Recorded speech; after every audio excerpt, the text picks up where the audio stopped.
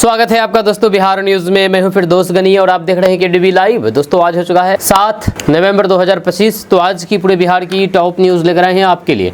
Video शुरू करने से पहले आपसे एक रिक्वेस्ट है कि अगर आप पहली बार इस चैनल पर आए हैं तो चैनल को सब्सक्राइब करके बेल आइकन को प्रेस कर दीजिए और साथ ही साथ वीडियो को लाइक कर दीजिए, अपने दोस्तों के साथ शेयर भी कीजिए। तो चलिए चलते हैं आज की खबरों की ओर। दोस्तों आज बिहार न्यूज़ की शुरुआत सबसे पहले करेंगे कि बिहार में रिकॉर्ड तोड़ वोटिंग हुई है। जी हाँ, कहा जाता है कि 60% से ज़्यादा मतदान हुआ है। जो आपको बता दूं कि पुराने आंकड़े देखें तो आखिरी वक्त में वोटिंग ज़्यादा होती है। ये रिकॉर्ड तोड़ वोटिंग किसकी नैया डुबोएगी ये कहना मुश्किल है। जब चुनाव आयोग के आंकड़े को देखें तो 2020 में 56.9% मतदान हुआ था। वहीं पर अब तक बिहार में सबसे अधिक वोटिंग की बात की जाए तो वह सन 2000 में हुई थी, जब 62.6% लोगों ने वोट डाले थे। तब बिहार में राष्ट्रपति शासन लागू था और पूरा बिहार राजनीतिक अनिश्चितता के दौर से गुजर रहा था। आज 25 साल बाद जब नीतीश कुमार अपनी सत्ता के 2 दशक पूरे करने की ओर बढ़ रहे हैं तो बिहार फिर से एक बार लोकतंत्र के उत्सव में उमड़ा है। सवाल यह है कि ये पैटर्न क्या कहलाता है और किसकी जीत होगी किसकी हार होगी ये कहना मुश्किल है। हालांकि फिलहाल आप तो ये बता ही सकते हैं नीचे कमेंट बॉक्स में कमेंट करके कि सरकार किसकी बनने वाली है, तेजस्वी यादव की या फिर नीतीश की। आप नीचे कमेंट बॉक्स में कमेंट करके जरूर बताइएगा। दोस्तों आरजेडी के उम्मीदवार तेज प्रताप यादव के लिए महुआ विधानसभा क्षेत्र का चुनाव एक कांटे की टक्कर साबित हो रहा है। जहां एक तरफ वोट अहमियत को समझते हुए खुद उम्मीदवार बूथ पर बूथ घूम करके मतदान का जायजा लिए, लेकिन इस दौरान एक बूथ पर उनके साथ ऐसा खेला हो गया जिसे देख करके वे हक्के बक्के रह गए। तेज प्रताप यादव जब महुआ के बूथ संख्या 225 पर वोटरों का हाल जानने पहुंचे तो फिर वहां का मंजर देख करके वे हैरान रह गए। जिस जगह पर उनका पोलिंग एजेंट होना चाहिए था वह गायब था। जब बूथ पर अपने प्रतिनिधि को न पाकर के तेज प्रताप यादव काफी देर तक सख्ते में खड़े रहे, जब उनके समर्थक फौरन पोलिंग एजेंट की तलाश में जुट गए।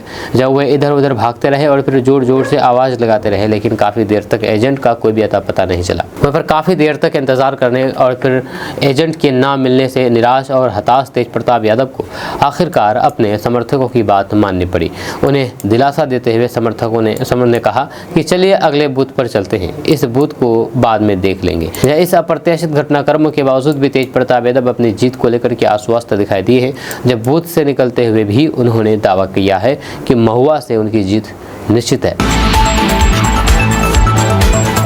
दोस्तों बिहार विधानसभा चुनाव 2025 के पहले चरण में 18 जिलों की 121 सीटों पर वोटिंग हुई है। वहीं पर मनेर विधानसभा क्षेत्र में गुरुवार को मतदान के दौरान उस समय हंगामा हुआ जब राजद प्रत्याशी और मौजूदा विधायक भाई वीरेंद्र मतदान केंद्र पर पुलिसकर्मियों की कार्रवाई पर भड़क उठे। दरअसल विधायक भाई वीरेंद्र महुआ मध्य विद्यालय की स्थित मतदान केंद्र संख्या 79 पर पहुंचे थे। वहां पर तैनात एएसआई मतदाताओं के पहचान पत्र और फिर कागजात की जाँच कर रहे थे। इसी दौरान विधायक मौके पर पहुंचे और फिर पुलिसकर्मियों से तीखे लहजे में बोले कि आप चेक करने वाले कौन होते हैं, चेक बूथ पर होगा, यहाँ पर नहीं, आग लगा देंगे यहाँ पर। इसके बाद मौके पर काफ़ी देर तक तू मैं की स्थिति बनी रही। आसपास मौजूद मतदाता और फिर सुरक्षा बलों ने स्थिति संभाली। इसी विद्यालय परिसर में 80 और फिर 81 बूथ भी बनाए गए हैं, जहाँ कुछ देर तक अफरा तफरी का माहौल रहा। दोस्तों बिहार में 20 साल की एनडीए सरकार की उपलब्धियों को गिनाते हुए अमित शाह ने मोतिहारी विधानसभा से एनडीए प्रत्याशी के पक्ष में आयोजित सभा में आए लोगों को जंगल राज की याद दिलाते हुए कहा कि बिहार में जंगल राज रोकने का काम केवल नीतीश और फिर मोदी की जोड़ी ही कर सकती है। अमित शाह ने केंद्र में प्रधानमंत्री मनमोहन सिंह के नेतृत्व में 10 साल तक चली सरकार में बिहार के विकास के लिए जारी किए गए फंड की चर्चा करते हुए कहा कि उस सरकार में बिहार को मात्र 2,80,000 करोड़ की राशि ही मिली है। मनमोहन सिंह 10 साल में 5 बार बिहार आए। जब केंद्र में एनडीए की सरकार बनी तो प्रधानमंत्री नरेंद्र मोदी 55 बार बिहार आए हैं। बिहार के विकास के लिए 18 लाख करोड़ रुपए जारी किए हैं। बिहार में फिर एक बार 20 साल बाद एनडीए की सरकार बनने जा रही है। वहीं पर अमित शाह ने राहुल गांधी की बिहार यात्रा पर तीखा प्रहार करते हुए कहा है कि राहुल गांधी ने बिहार में यात्रा की है, क्या उनकी यात्रा बिहार के युवाओं के लिए थी या बिहार के विकास के लिए थी, या उनकी यात्रा केवल घुसपैठियों को बचाने के लिए थी? क्या बिहार में घुसपैठिए रहने चाहिए? जो लोगों ने अमित शाह की इस बात का समर्थन नहीं की आवाज़ से किया है। उन्होंने कहा कि 14 तारीख को लालू और फिर सोनिया की पार्टी का सुपड़ा साफ हो जाएगा। वहाँ पर 20 साल बाद एक बार फिर से एनडीए की सरकार बनने जा रही है। दोस्तों, बिहार विधानसभा चुनाव की चर्चा देश के साथ साथ अब पाकिस्तान में भी जोरों शोरों से हो रही है। जब पाकिस्तानी अखबार डॉन ने अपने पहले पन्ने पर बिहार चुनाव का जिक्र करते हुए लिखा कि अगर इस इलेक्शन का नतीजा अलग रहा तो फिर केंद्र में मोदी की सरकार खतरे में आ सकती है। इसमें कहा गया है कि बिहार के मुख्यमंत्री नीतीश कुमार की जेडीयू और फिर टीडीपी मुख्य रूप से मोदी सरकार का सहारा बनी हुई है। वहाँ पर पाकिस्तानी अखबार ने लिखा है कि बिहार चुनाव मोदी सरकार के लिए लिटमस टेस्ट की तरह है, जहाँ सहयोगियों के सहारे बीजेपी की सरकार चल रही है। अगर बिहार चुनाव का नतीजा थोड़ा अलग होता है और फिर नीतीश कुमार के साथ बीजेपी के रिश्ते बिगड़े तो फिर केंद्र सरकार भी खतरे में आ सकती है। वहीं पर जेडीयू 12 सांसदों के साथ और टीडीपी 16 सांसदों के साथ पीएम मोदी का हाथ पकड़े हुए हैं। वहीं पर डॉन के अनुसार लोकसभा में नेता प्रतिपक्ष राहुल गांधी इस चुनाव में अहम है, क्योंकि 2024 के लोकसभा चुनाव में उन्होंने ज़बरदस्त वापसी की है। इसमें कहा गया है कि पिछले साल हुए लोकसभा चुनाव में उत्तर प्रदेश में बीजेपी का प्रदर्शन काफ़ी कमज़ोर रहा।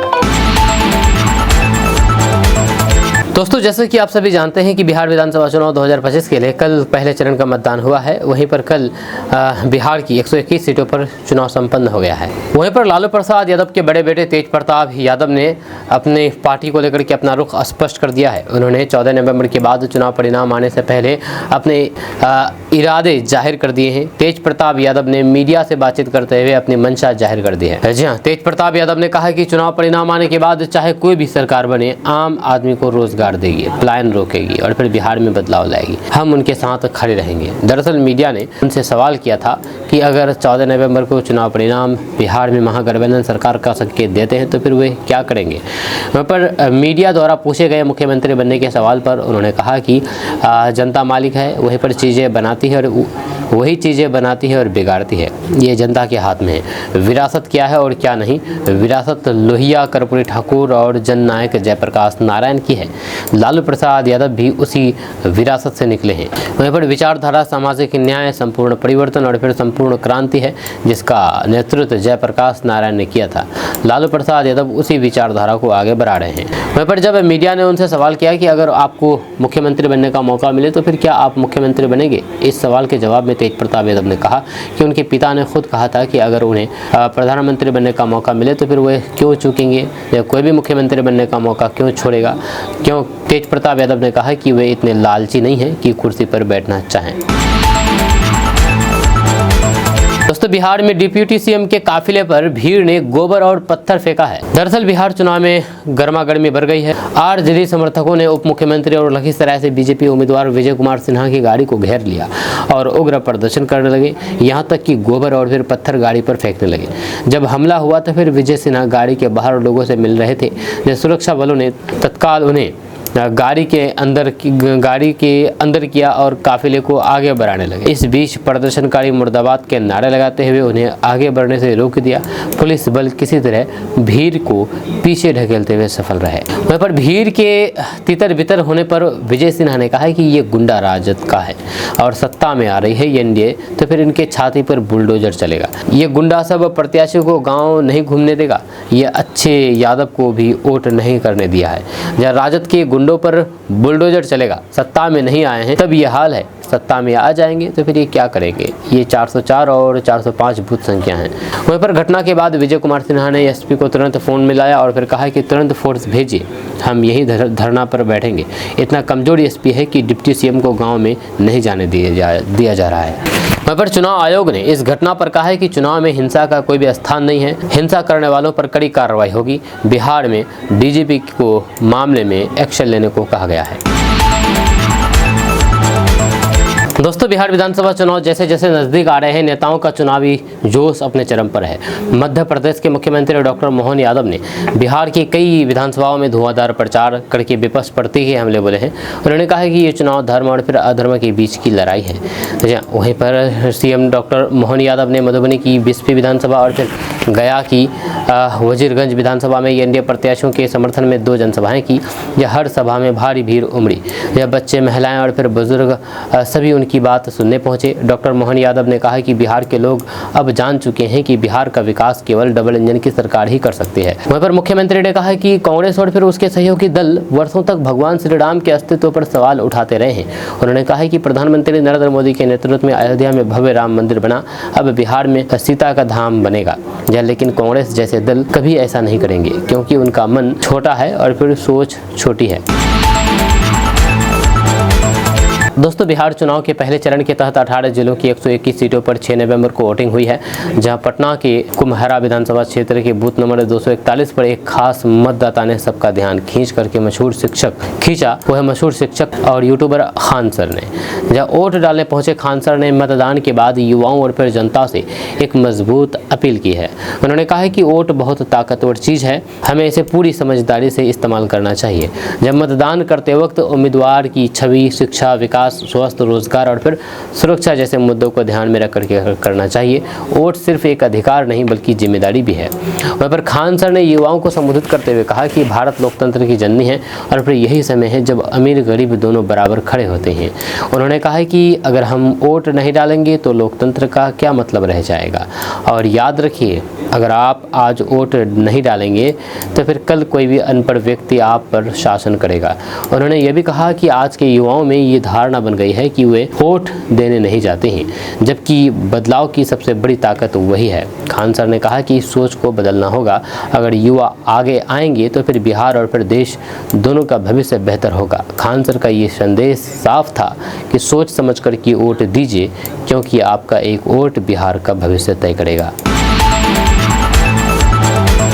दोस्तों, कांग्रेस सांसद प्रियंका गांधी वाड्रा ने भाजपा की सफलता का राज बताया है। जहां मधुबनी में आयोजित चुनावी सभा को संबोधित करते हुए सांसद प्रियंका गांधी ने कहा कि निष्पक्ष मतदान हो तो फिर भाजपा कोई चुनाव जीत नहीं सकती है। मैं चुनौती देती हूं कि चुनाव आयोग निष्पक्ष चुनाव कराए तो फिर भाजपा चुनाव नहीं जीत पाएगी। उन्होंने कहा कि चुनाव आयोग ने बिहार में 65 लाख वोट काट दिए हैं। सांसद राहुल गांधी ने सच्चाई के लिए बड़ी लड़ाई लड़ रहे हैं। राहुल गांधी हरियाणा में फर्जी मतदान का मामला सामने लाया है। महात्मा गांधी ने भी देश की आज़ादी के लिए बड़ी लड़ाई लड़ी शुरू की थी। पेट्रोल डीजल महंगा हो गया है। बिहार में खेती किसानी कमाई लायक नहीं रहा है। वहीं पर बिहार के लोगों को बच्चों की शादी के लिए कर्ज लेना पड़ रहा है। अंबानी अडानी का कर्ज माफ किया जा रहा है। अंबानी अडानी को 1 रुपये में जमीन दी जा रही है। वहीं पर बिहार के किसानों से प्रेरित होकर के महात्मा गांधी ने आंदोलन शुरू किया था, जिससे अंग्रेजों को देश छोड़ना पड़ा। देश की आज़ादी में बिहार का अहम योगदान रहा है। दोस्तों, कैराना की सांसद इकरा हसन ने कहा कि भाजपा भाई को भाई से लड़ाने की राजनीति कर रही है। बीजेपी भाई को भाई से लड़ाने का कार्य कर रही है। हमें इस बार अपनी सरकार बना करके संविधान को बचाने का कार्य करना है। ये बातें बहादुरगंज विधानसभा क्षेत्र के अंतर्गत नयाहाट लौसा में जनसभा को संबोधित करते हुए उत्तर प्रदेश के कैराना की सांसद इकरा हसन ने कही है। उन्होंने अपने संबोधन में बीजेपी पर निशाना साधते हुए कहा कि जो हालात उत्तर प्रदेश में भाजपा की सरकार ने बना रखा है वे यहाँ बिहार में ना बनने दें। भाजपा की सरकार भाई को भाई से लड़ाने का कार्य कर रही है। जो विरोध करती है उससे उसका रोजगार छीन लिया जाता है एवं उसके घरों पर बुलडोजर चला दिया जाता है। उन्होंने कहा कि मेरे क्षेत्र में मात्र 30% मुसलमान हैं, फिर भी लोगों ने मुझे प्यार दिया है। जब आपके पास 2 गठबंधन है, एक महागठबंधन एवं दूसरा बीजेपी की नफरत वाला गठबंधन, अब फैसला आपको लेना है। उन्होंने कहा कि यहाँ की जनता पर बहुत बड़ी जिम्मेदारी है। जब हम आपसे बहुत आस लगा करके आए हैं, जब तक आप सरकार नहीं बनाएंगे तब तक आपकी हालात नहीं बदलेगी। चाहे हिंदू हो या फिर मुसलमान, समस्याएं दोनों की ही समान होती है। सांसद इकरा हसन ने कहा कि भाजपा के लोग के साथ एक AIMIM पार्टी के लोग धर्म के नाम पर राजनीति कर रहे हैं। हमें अपनी एकता की ताकत को समझना होगा। जहां पर भाजपा मुश्किल में आती है वही भाजपा के द्वारा हिंदू मुस्लिम की राजनीति शुरू कर दी जाती है। वहीं पर जनसभा के दौरान ही बहादुरगंज विधानसभा क्षेत्र से महागठबंधन के प्रत्याशी मुसव्विर आलम ने कहा कि AIMIM एवं NDA गठबंधन सीमांचल के गंगा जमनी तहजीब को तोड़ना चाहती है। जब आप सब वक्त और फिर हालात को देख करके फैसला करें। कांग्रेस पार्टी हिंदुस्तान की सबसे पुरानी पार्टी है, जो आज़ादी के काल में भी अंग्रेजों से लड़ करके देश को आज़ादी दिलाने का कार्य कर रहे थे।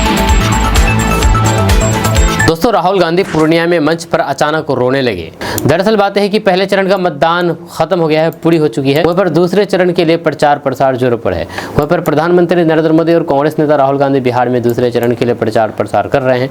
प्रचार प्रसार के दौरान पूर्णिया में एक अनोखा नजारा देखने को मिला। दरअसल पूर्णिया के कस्बा विधानसभा में राहुल गांधी दूसरे चरण के लिए प्रचार के लिए पहुंचे थे। राहुल गांधी कांग्रेस प्रत्याशी इरफान आलम के लिए वोट मांग रहे थे। आपको बता दूं कि इरफान आलम एक डाकिया का बेटा है। बताया जा रहा है कि उन्हें इस बात का अंदाजा नहीं था कि उन्हें टिकट मिलेगा। जब राहुल गांधी उनके प्रचार प्रसार के लिए पहुंचे तो फिर कांग्रेस उम्मीदवार भावुक हो गए। उन्होंने राहुल गांधी को भावुक आंखों से अभिवादन किया। उनकी बातों को सुन करके राहुल गांधी भी भावुक हो गए। कांग्रेस उम्मीदवार ने कहा है कि बिहार में रेस का घोड़ा चाहिए, बारात में कि घोड़े की जरूरत नहीं है। उन्होंने कहा है कि उन्होंने कांग्रेस के साथ काम करना शुरू किया। उन्होंने कहा कि राहुल गांधी ने आज भरोसा करके एक डाकिया के बेटे को टिकट दिया है, ये मेरे लिए बहुत बड़ी बात है। जब उस पर राहुल गांधी ने कहा है कि आप पोस्टमैन के बेटे को अपने पिता ने सारी उम्र काम की लेकिन अब आप एमएलए बनने जा रहे हैं। वहाँ पर राहुल गांधी ने कहा है कि अब आपको अपने से पहले जनता के बारे में, किसानों के बारे में सोचना होगा। उन्होंने मखाने के मामले को देखते हुए कहा कि अमेरिका में ये बहुत कीमती है, लेकिन जो किसान इसके लिए मेहनत करते हैं उनको उचित दाम नहीं मिलता है। आपको इन किसानों के लिए काम करना है, जब उनके मखानों के लिए उचित दाम आपको दिलाना है। इस दौरान मंच पर राहुल गांधी ने भावुक अंदाज में अपने प्रत्याशी पर भरोसा जताया है। दोस्तों, राहुल गांधी ने अररिया विधानसभा क्षेत्र की आज़ाद एकेडमी अररिया में महागठबंधन के प्रत्याशी आबिदुर रहमान के पक्ष में विशाल जनसभा को संबोधित करते हुए कहा कि दिल्ली में मैंने प्रेजेंटेशन किया था जिसमें सभी लोगों ने देखा होगा कि हरियाणा चुनाव में एक महिला 100 बार वोट देती है। ये बिहार में भी वोट चोरी करने की कोशिश करेंगे, उन्हें रोकने का काम आपको करना है। वहीं पर उन्होंने कहा कि बिहार में महागठबंधन की सरकार बनेगी। ये सरकार किसी जाति धर्म की नहीं होगी। दलित, महादलित, पिछड़ा, अति पिछड़ा, गरीब, जनरल की सरकार होगी। सरकार में सबकी आवाज़ सुनाई देगी। दूसरा, रोजगार, शिक्षा, स्वास्थ्य पर विशेष फोकस होगा। वहीं पर राहुल गांधी ने आगे कहा है कि हम बिहार में हाई क्वालिटी का इंग्लिश मीडियम स्कूल खोलना चाहते हैं। ये मेरी गारंटी है। दुनिया का सबसे बेहतरीन विश्वविद्यालय नालंदा में खोलूंगा, जहाँ पर इंग्लैंड और फिर जापान से लोग आएंगे पढ़ने के लिए। वहीं पर राहुल गांधी ने कहा है कि प्रधानमंत्री नरेंद्र मोदी नफरत बांटना जानते हैं। एक दूसरे को, वो एक जाति से दूसरी जाति को लड़ाने का काम करते हैं। इनका लक्ष्य सिर्फ अडानी अंबानी को फ़ायदा पहुंचाने का है। जब बिहार की सरकार अडानी जी को 1 रुपये में ज़मीन देने का काम करती है। इस मौके पर उन्होंने महागठबंधन प्रत्याशी के पक्ष में लोगों से वोट की अपील की है। दोस्तों, प्रधानमंत्री किसान सम्मान निधि योजना की 21वीं किस्त का इंतजार देश भर के किसानों को है। जहाँ कई किसानों को उम्मीद थी कि नवंबर के पहले हफ्ते तक किस्त ट्रांसफर हो जाएगी, लेकिन अब तक इसे लेकर के कोई भी आधिकारिक जानकारी सामने नहीं आई। मीडिया रिपोर्ट्स में इसे बिहार चुनाव के बाद आने की बात कही जा रही है, तो फिर कुछ में इसे बिहार में सरकार बनने के बाद आने की उम्मीद की जा रही है। ऐसे में सवाल उठ रहा है कि आखिर 21वीं किस्त कब तक आएगी। वहीं पर पीएम किसान सम्मान निधि योजना के तहत सरकार हर साल किसानों को 6,000 रुपये की आर्थिक मदद देती है। ये पैसा सीधे किसानों के बैंक खाते में 3 किस्तों में भेजा जाता है। इसकी पहली किस्त अप्रैल से जुलाई के बीच, दूसरी अगस्त से नवंबर तक और फिर तीसरी किस्त दिसंबर से मार्च तक के बीच आती है। अब तक 20 किस्त जारी हो चुकी है और फिर अब 21वीं किस्त की बारी है। मीडिया रिपोर्ट्स के मुताबिक नवंबर के पहले या फिर दूसरे हफ्ता तक ये किस्त रिलीज की जा सकती है, लेकिन कुछ रिपोर्ट्स में कहा जा रहा है कि ये किस्त बिहार चुनाव के नतीजे आने के बाद आ सकती है। वहीं पर बिहार में पहले चरण की वोटिंग खत्म हो गई है, जबकि दूसरे चरण की वोटिंग 11 नवंबर को डाले जाएंगे। वहीं पर 14 नवंबर को चुनाव के नतीजे आएंगे। ऐसे में उम्मीद की जा रही है कि 14 नवंबर के बाद किस्त जारी होने की स्थिति साफ हो सकती है। हालांकि केंद्र सरकार की तरफ से कोई भी आधिकारिक तारीख अभी तक घोषित नहीं किया गया है। दोस्तों, योगी आदित्यनाथ बिहार में अपना घर जमाए हुए हैं। यहाँ पर लगातार चुनाव प्रचार कर रहे हैं। इसी दौरान सीतामढ़ी जिले के परिहार और फिर सुरसंड विधानसभाओं में एनडीए प्रत्याशियों के समर्थन में जनसभा को संबोधित किया। परिहार से भाजपा प्रत्याशी गायत्री देवी और सुरसंड से जदयू प्रत्याशी नागेंद्र राउत के पक्ष में विशाल जनसमूह को संबोधित करते हुए सीएम योगी आदित्यनाथ ने कहा कि बिहार की जनता अब पहचान का संकट से निकल करके विकास का विकल्प चुन रही है। उन्होंने कहा कि जिन लोगों ने भगवान राम और फिर जानकी पर सवाल उठाए उठाए, उनको सबक सिखाना है, क्योंकि जो राम का नहीं है वह हमारे किसी काम का नहीं है। वहीं पर सीएम योगी आदित्यनाथ ने कहा कि ये वही क्षेत्र है जिसे भगवान राम के अनुज लक्ष्मण के वंशजों ने संरक्षित किया था। ये सीता की भूमि है जिसे नमन करना हर भारतीय का सौभाग्य है। उन्होंने कहा कि परिहार और फिर गोरखपुर के बीच आस्था और फिर संस्कार का गहरा रिश्ता है। यहाँ के लोग गोरखनाथ बाबा को खिचड़ी चराने आते हैं। वहीं पर सीएम योगी आदित्यनाथ ने जनता से सवाल किया है कि वे लोग कौन थे जिन्होंने बिहार के नौजवानों के सामने पहचान का संकट खड़ा किया है। उन्होंने कहा कि जिस बिहार ने देश को बुद्ध, महावीर, डॉक्टर राजेंद्र प्रसाद, जयप्रकाश नारायण और कर्पूरी ठाकुर दिए हैं, उस बिहार को राजद और कांग्रेस ने भ्रष्टाचार और फिर अराजकता में झोंक दिया था। वहीं पर सीएम योगी आदित्यनाथ ने कहा कि बिहार के नौजवानों ने अपनी मेधा से दुनिया में नाम कमाया है, लेकिन कांग्रेस राजद ने उसी बिहार की पहचान धूमिल की है। अब बिहार की जनता ठगी के मायाजाल। दोस्तों, किशनगंज नगर में जनसुराज पार्टी के प्रत्याशी मोहम्मद इसहाक आलम के समर्थन में एक नुक्कड़ सभा का आयोजन किया गया। इस नुक्कड़ सभा में सैकड़ों की संख्या में समर्थक मौजूद रहे। कार्यक्रम के दौरान किशनगंज शहर का माहौल पूरी तरीके से चुनावी रंग में रंगा नजर आया। इस नुक्कड़ सभा का आयोजन इसहाक आलम के समर्थकों ने किया था, जिसमें पूर्व भाजपा नगर उपाध्यक्ष साहेब अली भी शामिल हुए। बताया जा रहा है कि साहेब अली अब खुल करके जनसुराज पार्टी के साथ आ गए हैं। यह सभा में उन्होंने कहा कि अब समय आ गया है कि किशनगंज में नई सोच और ईमानदार राजनीति को मौका दिया जाए, और वे सोच जनसुराज पार्टी को लेकर के आई है। सभा की खास बात यह रही है कि इसमें आजाद समाज पार्टी के जिलाध्यक्ष वसीम अकरम खान भी शामिल हुए और उन्होंने भी पूरे खुले तौर पर जनसुराज प्रत्याशी इसहाक आलम का समर्थन किया। जबकि गौर करने वाली बात यह है कि आजाद समाज पार्टी का गठबंधन AIMIM के साथ है। इसके बावजूद भी वसीम अकरम खान का जनसुराज प्रत्याशी के पक्ष में खुल करके आना राजनीतिक हलकों में चर्चा का विषय बन गया है। सभा के दौरान वसीम अकरम खान ने कहा कि मैं किसी व्यक्ति की सच्चाई और फिर उनकी नीयत देख करके समर्थन करता हूं। इसहाक आलम एक ईमानदार और फिर जमीनी नेता है जो सिर्फ वादे नहीं बल्कि काम करने की क्षमता रखते हैं। वहीं पर किशनगंज की सियासत में ये कदम बड़ा संकेत माना जा रहा है, जहां एक तरफ गठबंधन की राजनीति अपने चरम पर है, वहीं पर दूसरी तरफ स्थानीय नेता अपने अपने स्तर पर नए समीकरण बना रहे हैं। इसहाक आलम के लिए भाजपा, कांग्रेस और AIMIM से जुड़े कुछ स्थानीय चेहरों का समर्थन मिलना जनसुराज पार्टी के लिए मजबूती का संकेत माना जा रहा है। वहीं पर नुक्कड़ सभा में जनसुराज के कार्यकर्ताओं ने जनता का जनसुराज और ईमानदार राजनीति की पहचान इसहाक आलम जैसे नारे लगाए। समर्थकों में युवाओं की संख्या भी खास तौर पर देखी गई। वहीं पर चुनाव के इस माहौल में किशनगंज की सियासत लगातार नए समीकरणों की ओर बढ़ रही है। अब देखना दिलचस्प होगा कि वसीम अकरम खान जैसे स्थानीय प्रभावशाली नेताओं के समर्थन से जनसुराज पार्टी को कितना फायदा मिलता है, और क्या इसहाक आलम सीमांचल की राजनीति में एक नया राजनीतिक समीकरण गढ़ने में सफल हो पाते हैं या नहीं, ये आप नीचे कमेंट बॉक्स में कमेंट करके जरूर बताइएगा। दोस्तों, किशनगंज में कल मुख्यमंत्री नीतीश कुमार आए हुए थे। यहां पर एक चुनावी जनसभा को संबोधित करते हुए लालू प्रसाद यादव पर तीखा हमला बोला। किशनगंज के ठाकुरगंज में आयोजित इस सभा में उन्होंने एनडीए समर्पित जदयू प्रत्याशी गोपाल अग्रवाल के पक्ष में प्रचार किया। सीएम नीतीश कुमार ने अपने संबोधन की शुरुआत ही विपक्ष पर वार से की। उन्होंने कहा कि लालू प्रसाद यादव ने पूरे जीवन में सिर्फ अपने परिवार को बढ़ाने का काम किया है।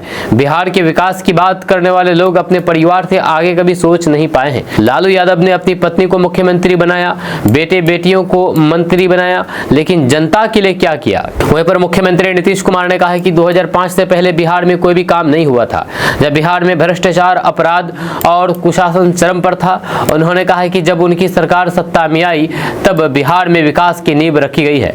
उन्होंने ये भी दावा किया है कि उनके कार्यकाल में भी सभी तबकों, चाहे वो हिंदू हो या फिर मुसलमान, को समान रूप से विकास का लाभ मिला है। वहीं पर नीतीश कुमार ने मुसलमानों के विकास के लिए अपनी सरकार की योजनाओं का जिक्र करते हुए कहा कि 2006 के बाद मदरसों को सरकारी दर्जा दिया गया, शिक्षकों को सरकारी कर्मचारियों की तरह वेतन दिया गया, कब्रिस्तानों की घेराबंदी कराई गई, जब मुस्लिम छात्र छात्राओं के लिए आवासीय विद्यालय और फिर छात्रावास बनाए गए।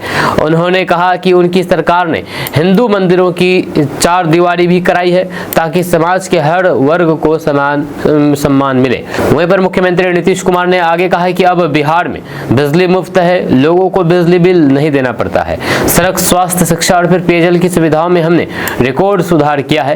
पहले जहां पर लोग अंधेरे में जीते थे, अब हर घर में रोशनी है। उन्होंने ये भी कहा कि बिहार के विकास में केंद्र सरकार का भी बड़ा योगदान है।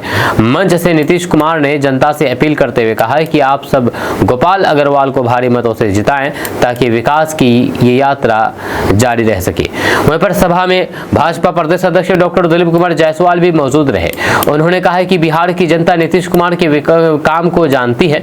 एनडीए ने बिहार में जो विकास किया है वह किसी से छिपा नहीं है। इस बार भी जनता एनडीए पर भरोसा जताएगी और बिहार में फिर से एनडीए की सरकार बनेगी। वहीं पर ठाकुरगंज की ये सभा चुनावी माहौल में एक अहम मोड़ मानी जा रही है, जहां पर नीतीश कुमार ने सीधे तौर पर राजद और लालू यादव को निशाने पर लेकर के एनडीए के पक्ष में हवा बनाने की कोशिश की है। आपका इसके बारे में क्या कहना है, नीचे कमेंट बॉक्स में कमेंट करके जरूर बताइएगा। दोस्तों, किशनगंज में चुनावी सभा को संबोधित करते हुए एआईएमआईएम प्रमुख असदुद्दीन ओवैसी ने सीमांचल के मुसलमानों को लेकर के दिए गए बयानों पर कड़ी प्रतिक्रिया दी है। उन्होंने कहा है कि सीमांचल के मुसलमानों को बार बार घुसपैठिया क्यों कहा जाता है, आखिर हमारी गलती क्या है? हम तो इसी मिट्टी में पैदा हुए हैं, यही हमारी पहचान है। असदुद्दीन ओवैसी ने प्रधानमंत्री नरेंद्र मोदी के उस बयान पर आपत्ति जताई है जिसमें सीमांचल में घुसपैठियों की बात कही गई थी। उन्होंने कहा है कि प्रधानमंत्री सीमांचल को बदनाम करने की कोशिश कर रहे हैं। यहाँ के मुसलमान मेहनतकश लोग हैं जो रोजगार की तलाश में अपने घर परिवार को छोड़कर के मुंबई, हैदराबाद, दिल्ली, पंजाब, कोलकाता, ओडिशा और फिर तमिलनाडु तक जाते हैं। अगर यहाँ सब कुछ होता तो फिर सीमांचल के लोग इतनी दूर दूर जाकर के मजदूरी क्यों करते? उन्होंने आगे कहा है कि सीमांचल के लोग किसी पर बोझ नहीं है, बल्कि ये इलाका पूरे देश की अर्थव्यवस्था में अपना योगदान देता है। हमारे नौजवान खाड़ी देशों से लेकर के देश के हर हिस्से में मेहनत कर रहे हैं और टैक्स दे रहे हैं और अर्थव्यवस्था को चला रहे हैं, फिर भी हमें घुसपैठिया कहा जाता है। ये सीमांचल और फिर यहाँ की जनता का अपमान है। असदुद्दीन ओवैसी ने प्रधानमंत्री नरेंद्र मोदी से सीधे सवाल किया कि आप बताइए, आपने सीमांचल के विकास के लिए अब तक क्या किया है? यहाँ कितनी सड़कें बनी हैं, कितने उद्योग लगाए गए हैं, कितने कॉलेज और अस्पताल खोले गए हैं? जब हम ये सवाल पूछते हैं तो आप विकास की बात छोड़ करके घुसपैठियों की बात करने लगते हैं। उन्होंने कांग्रेस और राजद पर भी निशाना साधा, कहा कि इन दोनों पार्टियों ने भी कभी सीमांचल के मुसलमानों के सम्मान की बात नहीं की है। जब सीमांचल को बदनाम किया जाता है तब कांग्रेस और राजद चुप क्यों रहती है? क्या इन्हें यहाँ के मुसलमानों की इज्जत की कोई भी परवाह नहीं है? इन पार्टियों ने सिर्फ वोट लिया है लेकिन आवाज नहीं उठाई है। वहीं पर असदुद्दीन ओवैसी ने नेपाल का उदाहरण देते हुए कहा कि नेपाल में विधवाओं को 4000 पेंशन दी जाती है लेकिन भारत में सिर्फ 1000। ऐसी स्थिति में कोई भी बांग्लादेशी या फिर नेपाली यहाँ पर क्यों आएगा? प्रधानमंत्री जी, आपके आंकड़े गलत है और फिर आपकी बातें सीमांचल की मेहनतकश मुसलमानों को नीचा दिखाने वाली है। दोस्तों, कांग्रेस के राज्यसभा सांसद मशहूर शायर इमरान प्रतापगढ़ी ने एआईएमआईएम और भाजपा पर दोनों पर जम करके तीखा हमला बोला है, निशाना साधा है। जय किशनगंज में चुनावी सरगर्मी अपने चरम पर है और इसी बीच बहादुरगंज के बंगाली चौक पर आयोजित महागठबंधन की विशाल जनसभा में कांग्रेस राज्यसभा सांसद और मशहूर शायर इमरान प्रतापगढ़ी ने भाजपा और फिर एआईएमआईएम दोनों पर एक साथ तीखा हमला बोला है। सभा के दौरान इमरान प्रतापगढ़ी ने एआईएमआईएम पर गंभीर आरोप लगाते हुए कहा कि हेलीकॉप्टर उड़ रहे हैं, बड़े बड़े भाषण दे रहे हैं, लेकिन उन हेलीकॉप्टरों के तेल का खर्च सीमांचल की गरीब जनता की जेब से निकाला जा रहा है। उन्होंने मंच से कहा कि सीमांचल की जनता को ऐसी हैदराबादी राजनीति से सावधान रहना चाहिए क्योंकि यहाँ की जमीनी हकीकत हैदराबाद से बहुत अलग है। वहीं पर इमरान प्रतापगढ़ी ने बहादुरगंज कांग्रेस प्रत्याशी मुसव्विर आलम का बचाव करते हुए कहा कि उन्होंने इलाके के लिए लगातार काम किया है और जनता के दिल में जगह बनाई है। इस दौरान मुसव्विर आलम भावुक हो गए, जिस पर इमरान प्रतापगढ़ी ने लोगों से अपील की है कि अपने बुजुर्गों को मत रुलाइए, उनके आंसू की कीमत पहचानिए। वहीं पर उन्होंने कहा है कि बिहार की राजनीति अब दो रास्तों पर खड़ी है, एक तरफ तेजस्वी यादव है और दूसरी तरफ गिरिराज सिंह और सम्राट चौधरी। अब फैसला सीमांचल की जनता को करना है कि वे बिहार को विकास के रास्ते पर ले जाना चाहती है या नफरत की राजनीति में उलझाना चाहती है। वहीं पर इमरान प्रतापगढ़ी ने अपने भाषण में पूर्व विधायक अंजार नमी का भी जिक्र किया है। उन्होंने कहा है कि अंजार नमी ने मुसव्विर आलम का साथ देकर के एक बड़ी कुर्बानी दी है। हर बड़ी लड़ाई में कुछ बलिदान देने पड़ते हैं और अंजार नईमी साहब ने सीमांचल की एकता के लिए ही वही किया है। इमरान प्रतापगढ़ी ने दावा किया है कि महागठबंधन की सरकार बनने के बाद अंजार नईमी एमएलसी बनेंगे और सीमांचल के विकास की जिम्मेदारी संभालेंगे।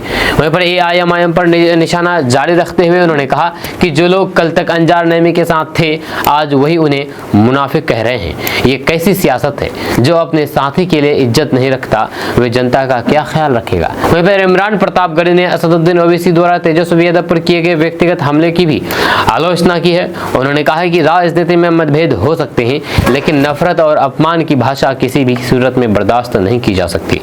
सीमांचल के लोग समझदार हैं, वह ऐसे भाषणों में बहकने वाले नहीं हैं। वहीं पर सभा के अंत में इमरान प्रतापगढ़ी ने जनता से अपील की है कि सीमांचल को अब ठोस विकास चाहिए, ना कि भाषणों की राजनीति। बिहार में महागठबंधन की सरकार बनने जा रही है और तेजस्वी यादव ही अगले मुख्यमंत्री होंगे, ये कहना है इमरान प्रतापगढ़ी का। आपका इसके बारे में क्या कहना है नीचे कमेंट बॉक्स में कमेंट करके जरूर बताइएगा। दोस्तों, किशनगंज में सड़क हादसे में 2 लोगों की मौत हो गई है। जब 2 लोगों की मौत से किशनगंज दहल गया है। किशनगंज में बुधवार को हुए इस दर्दनाक सड़क हादसे ने पूरे इलाके को दहला दिया है।